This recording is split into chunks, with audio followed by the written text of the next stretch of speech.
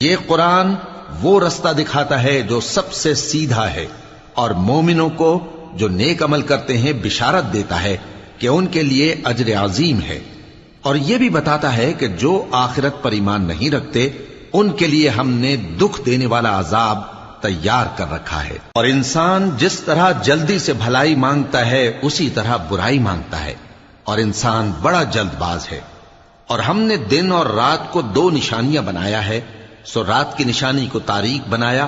اور دن کی نشانی کو روشن، تاکہ تم اپنے پروردگار کا فضل یعنی روزی تلاش کرو اور برسوں کا شمار اور حساب جانو۔